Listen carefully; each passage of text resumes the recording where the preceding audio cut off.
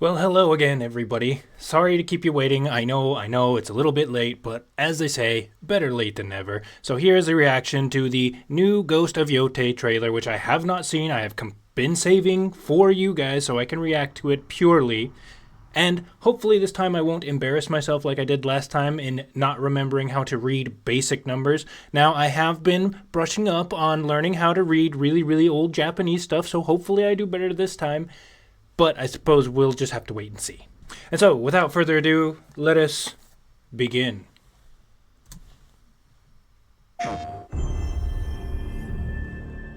Gotta love PlayStation. I have one. Onryo. Okay. Things to say already. That is a dope looking mempo is what that's called. A Little wandering spirit seeking vengeance. Oh, she's just gonna explain it for me. Never mind then.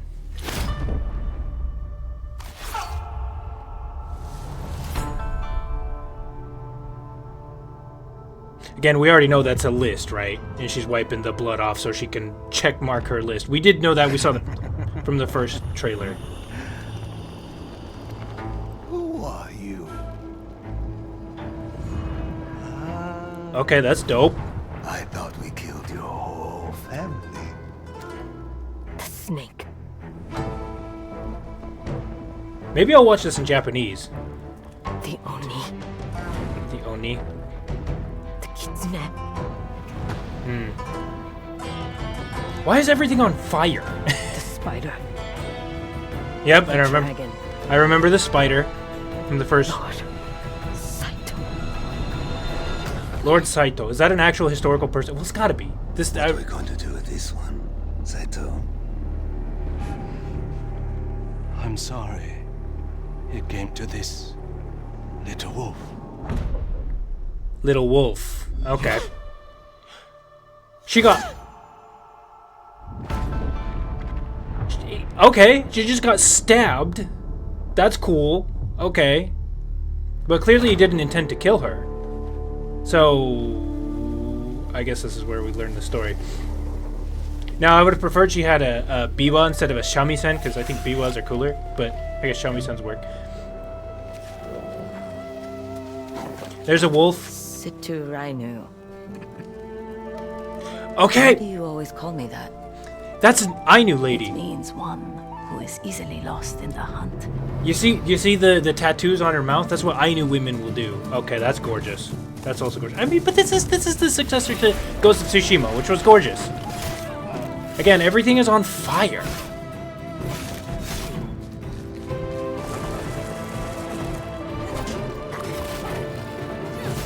Do you have a pet wolf? Okay, because everybody loves a dog. Wait. Okay, I didn't get a good enough look. Maybe we'll go back and look at that and see if I can read some of that. I can tell you one of those kanji I did not recognize, at the very least. The ginkgo leaf. I have to go home. Back where all this started. October 2nd. Okay, so that's not too far. That's not too crazy. Okay, so going over the trailer again, I actually don't have as much to say about this because, I mean, we already kind of know what's going on if you were paying attention in the first one. This is basically just filling in some details about what's going on. I can't say that this guard with the wolf is super, super cool looking. Also, I see she's got something carved into her sword, etched into the blade there. I can't quite make out what that is, but I'm sure it has something to do with a wolf or something. That would be my assumption at the very least. What else do we got in here? When she goes over the... Let's see. When she goes over the names, right? She's making this list. The Oni. The Oni.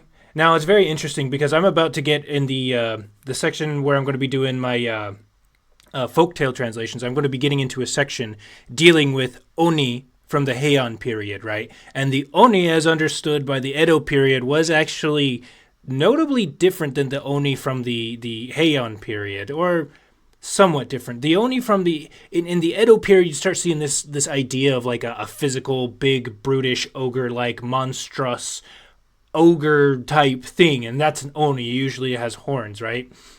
In the Heian period, which is what I'm primarily concerned with, which is what I know the most about, even though I don't know that much about it, quite frankly, I'm no expert, but Oni from that time tended to be almost, they were a lot vaguer. They were almost more like spirits or stuff. Now, they would still eat people. Like, I think in the tale of Issei, there's a guy who runs away with a woman, and then he's hiding out in like a field somewhere, and he finds a shed, and he puts her in the shed so he can hide her. Well, it's raining outside, and he stands guard, but he doesn't realize that there's actually an Oni living there, and it eats her in one bite, right? So Oni will still eat you, but they're definitely not quite the same as this really defined ogre-like creature, right? The Oni. Okay, so we got the Oni, like I said. That is the Oni. The kitsune. We got the kitsune. Kitsune is a fox. Now, the thing about foxes, and I'm sure a lot of you guys are actually aware, foxes in Japanese culture are usually mystical. They usually have some kind of magic powers, usually around along the lines of shape-shifting. They're spirits that oftentimes need to be placated. They're usually not good, however. At least in Heian period literature, kitsunes aren't generally good. They're sneaky, they're conniving, they tend to cause problems.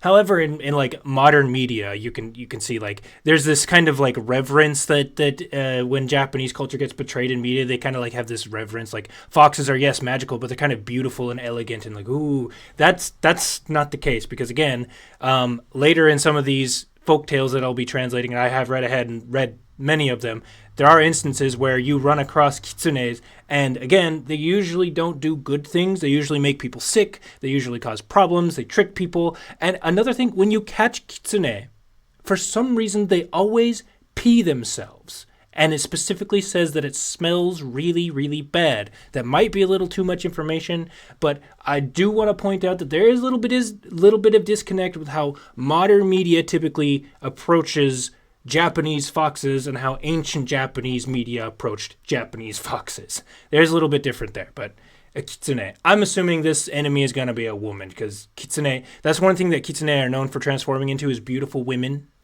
because that big, bushy, luxurious tail and the nice fox fur, right? They're usually luxurious, nice, pretty, and so that's why they end up turning into women. Anyway.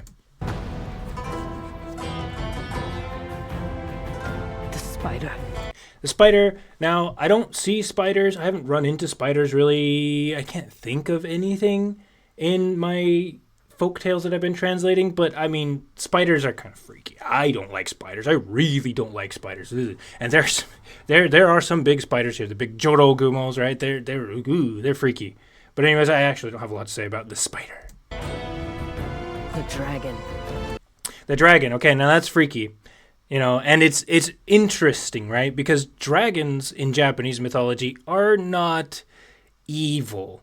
They're usually good unless you're like messing with them and trying to attack them. Like I think in the story from the tale of the bamboo cutter, Taketori Monogatari, there's a guy who tries to go out and find a dragon, and he tries to slay a dragon so he can take the jewel that's at the base of its neck so he can give it to Princess Kaguya so she'll marry him, because that's what she tells him. She gives him this task: go do this and I'll marry you. And he goes out to find this dragon, and he goes out to the sea because the dragons live in the sea. Dragons in Japanese mythology are associated with rivers, lakes, and the ocean. They're water spirits, technically, usually. And he goes out to sea, and he gets caught in this storm, and it's just about to capsize their boat and kill everybody on board. And he determines, or I think somebody tells him, that this is the wrath of the dragon that you are trying to slay, and it's offended that you have come out to try to fight it. And then he decides that he prays, and he says, I'm sorry, and he prays to, I think, one of the gods for forgiveness. He's like, sorry, I'll give it up, and then the storm stops and whatever. There is another folktale that I have translated where a man is caught up in a storm. He's in the capital. He's in the main capital of modern-day Kyoto, but back then it was Heian-kyo. And he gets caught up in a storm, and he sees a dragon's hand. He sees the claws of a dragon that's shining gold in the darkness, and for whatever reason, the light hits him, and he goes comatose, right? He just... And they actually fix him by taking him, and they bury him in a bunch of ash for some reason, and then he just springs back to life. But anyway, so dragons can be dangerous. They can be very dangerous, but generally they are not. They're usually good spirits. They're usually heavenly, celestial, very powerful, something that you respect. You just, something that you respect. You don't want to go poking at it and causing problems with it, right? Lord Saito. And then, okay, so she says Lord Saito. I don't know who Saito is. I'm sure some of you guys who are more experienced with like the Edo period might know who Lord Saito is, if he's actually a historical figure. Although again, they're supposed to be up in Ezo, right? They're supposed to be up in Hokkaido. So I don't know if there's like a guy who's on the run. I mean, Saito is a pretty common Japanese last name. Maybe you guys know a little bit more about that. But then he says something, he stabs her for some reason. And then there's the wolf. And then, okay, this is the other thing. Again, I'm not super familiar with the Ainu culture, but I can say that Ainu women, they get that tattoo on their mouth right there. And I'm also noticing that she's got old Japanese coinage right there. I literally was just reading a chapter about how in the Heian period, the time that I'm particularly interested in, they really didn't use money. They didn't use coinage. It didn't really work for them. They didn't quite go into the economy. However, around the 1400s, there's the 1400s, I think mostly in the 1400s, and from then on they got a huge influx of Chinese coins, and then coins became an actual staple part of the economy, and they started, what's the word? They started buying and selling it with coins. Now, I find it interesting that she has coins made out of a necklace. I wonder where she got them. I wonder if she just traded for them and turned them into some jewelry. I'm sure that will be made known to us. And then the last thing that I want to say, okay, yeah, this is what I want to see. I want to see the list. See what I can recognize. Okay, so I think this is kitsune, right? This is fox. This is spider. This is dragon. I'm assuming above that slightly is the oni. That kind of looks like oni. Dragon. What was it? Dragon, spider, snake. Okay, because she's got two of them. So this is spider, dragon. I can't tell. Okay, yeah, I don't recognize this kanji at all. I'm going to guess that is supposed to be some kind of, but it doesn't look like snake. But it doesn't look like oni either. I don't know. Okay, I'm going to embarrass myself again. I don't actually know what that is. I can say fox, spider, dragon. Don't know. Okay, so there's the reaction. I do have one final little thing to say. The meaning of onryo, right? Because I saw this, as soon as I saw the title of the trailer, I was like, oh, okay, onryo. I know what that is. I'll explain what that is a little bit. So it's a combination, the word onryo is a combination of the two kanji on, which you can also read as like uramu or urameshi or something like that, which means like to hate, to be angry, to despise, or to really not like. It's really not a pretty word. And then ryo comes from this kanji, which means spirit, or I guess you can mean ghost, but mostly just a spirit. So an onryo is an angry spirit, right? And like it says in the beginning, it's a wandering spirit that goes around and causes problems with people, right? However, one of the things that I also initially thought was onryo is also, there's a similar concept in there called an ikiryo. Iki means to live, and ryo means spirit again. In Heian period times, there was this belief that people with particularly powerful emotions, particularly anger and hatred, but maybe not always that, maybe sometimes more positive emotions like love or I guess compassion or what have you. What could happen is your spirit could actually leave your body while you were asleep. It could leave your body and go do whatever. One of Genji's lovers in the tale of Genji actually dies to an onryo, the onryo of a woman that he was super into, but then decided he stop visiting her and stopped hollering at her, calling on her, whatever you want to say it. But she got mad and super jealous, and then her ikiryo actually left her body one night and went and attacked this other woman that Genji was with at the time and took this lady's life. And so you get this kind of idea that like a ryo is a spirit, and that they definitely did believe in spirits and that they would wander around, but you didn't necessarily have to be beyond the veil in order for your spirit to go cause problems for people. So that's just a little bit of Japanese culture and folktale and history that you might find interesting. Maybe you don't. I don't know. What the heck? You know what? What the heck? While we're at it, let's see if we can find it in Japanese and watch it in Japanese. Okay, let's watch it in Japanese and see if we can't pick up on any other details. Same thing. Onryo. onryo. Okay, so yeah, that's... 牛を組み合わせた映像です。That just... 仇を求め惑いゆく亡者 So it basically says the same thing so far.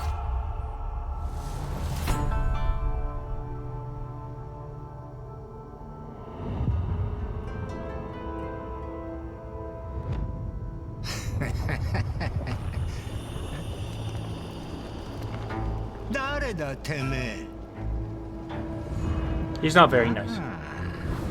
一人残らず息の根止めたと思ったが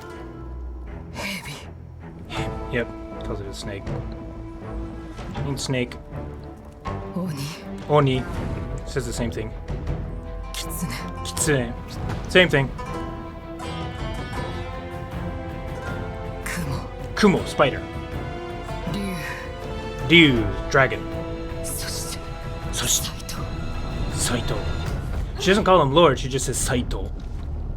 どう遊ぶおつもりで斎藤殿 How do you plan on playing with her? 詫びを申すぞ狼の姫 Eh? Eh? であろう Eh? Eh? 申すぞ Oh? 狼の姫無念であろう Okay.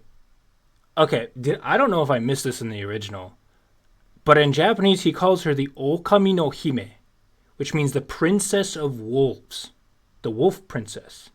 And the way he's speaking to her is actually very, very, well, it's not like very, very deferential, but he says mos instead of you, okay? You means to speak, but mos means for an inferior to speak to a superior, okay? So there's a bit of differentialness. Okay, there's something going on here. So is she like Ainu royalty or something?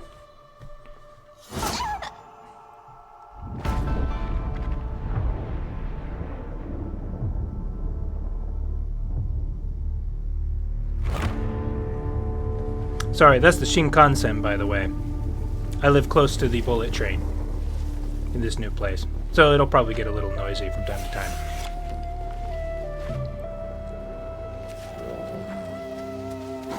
So are they going to say that... シュットライヌこの言葉の心は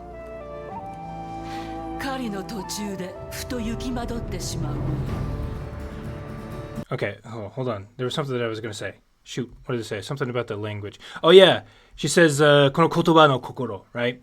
言葉の心. Kotoba means word, no means of, and then kokoro means heart or spirit. Now, it's a funny thing that took me a while to realize when understanding really old Japanese is kokoro is a very hard to define thing, right?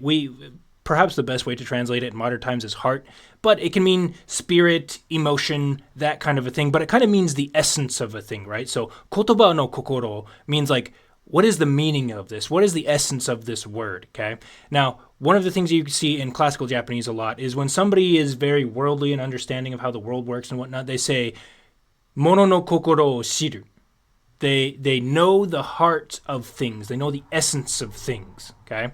So that's something that's going on here. It's really interesting to see that quasi-archaic Japanese going on. 狩りの途中でふと行き惑ってしまう Okay, but see, the dub's not quite right.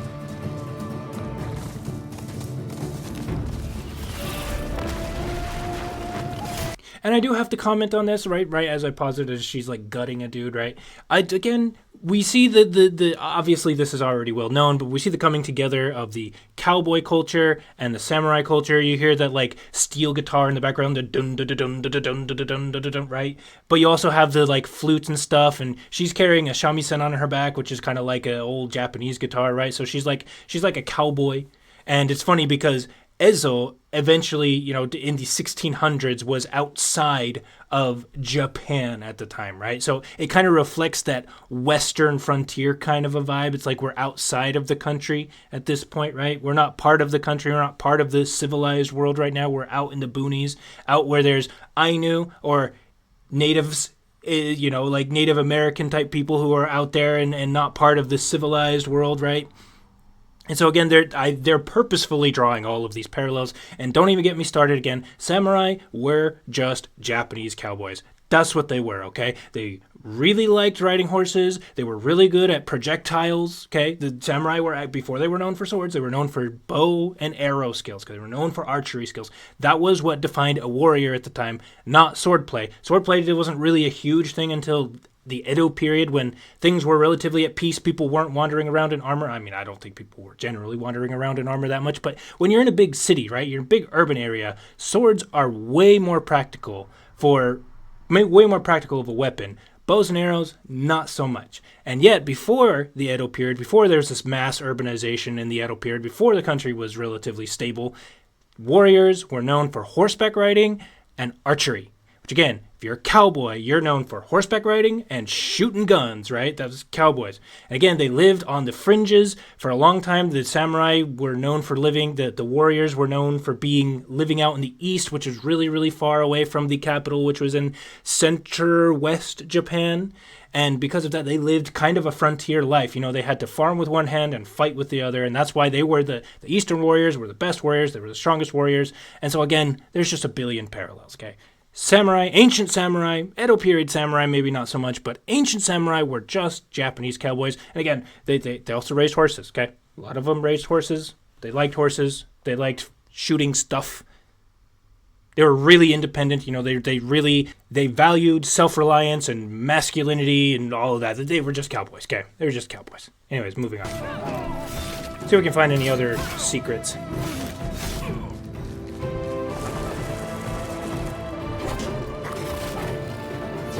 Okay, apparently you're going to get some kind of a wolf companion. Oh, I might have been able to see. I don't know. I couldn't read. Okay, and that's... Wait. Is that it? No. 蝦夷地へ戻る。あの忌まわしき土地へ。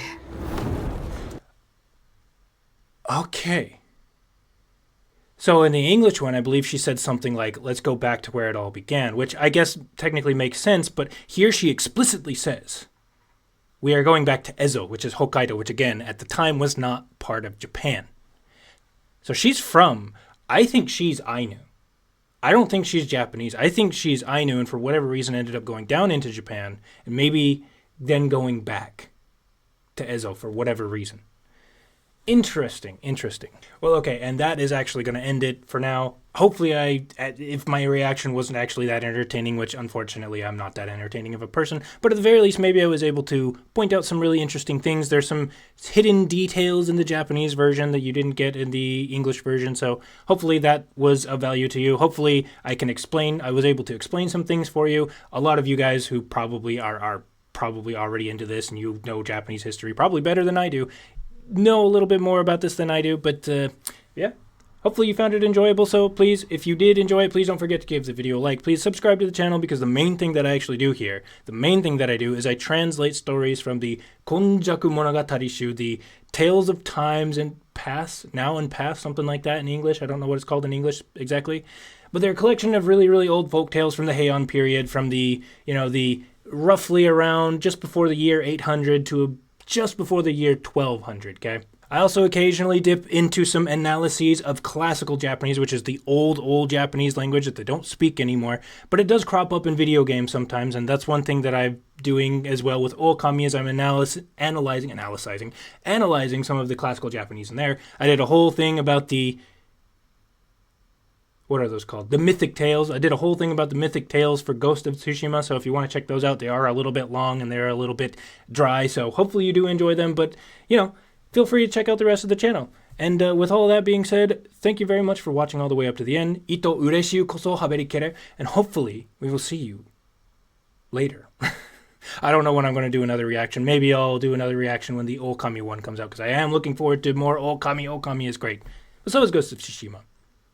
We'll see. Anyway, thanks, guys. Bye.